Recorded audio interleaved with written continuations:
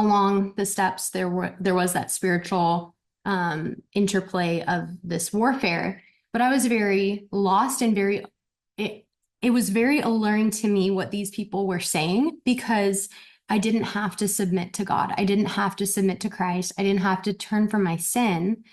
I could keep living the way that I was living, and actually it gave me the freedom or liberty to go even more into pursuing the desires of my flesh.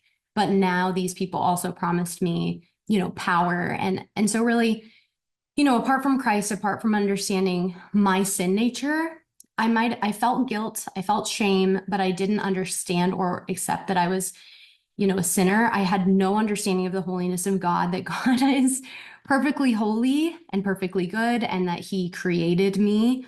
And not just that, I probably thought, God's fine with whatever, he gets me. I just had no understanding of the holiness of God.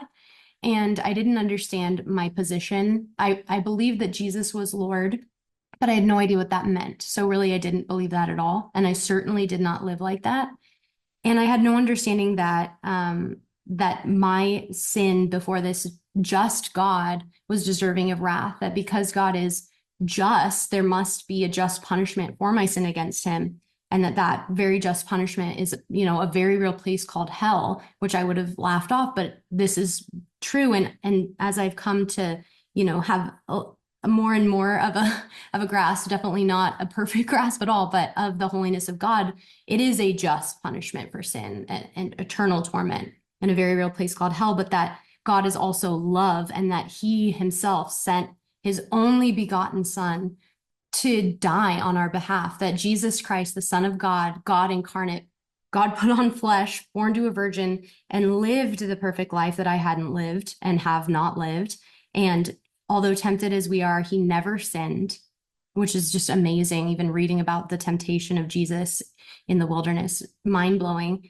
And that he went to the cross, despising the shame, where he was beaten, where he was mocked, where he was scourged, and where he was brutally crucified.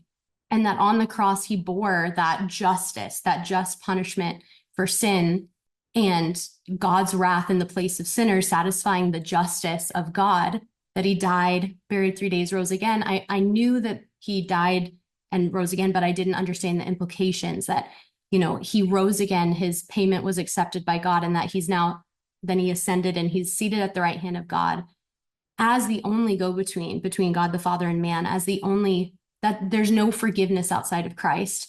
And because I didn't know that, because I didn't know that I had to, therefore, turn from my sin and put my faith in Jesus's perfect life, death and resurrection, the propitiation in my place, because I had no understanding of that and no desire to turn from my sin, I gladly welcomed people who came into my life who gave these promises and ultimately were workers of the enemy, who gave these promises of power and control and happiness and freedom, because they offered it in a way that I didn't have to humble myself or submit to God.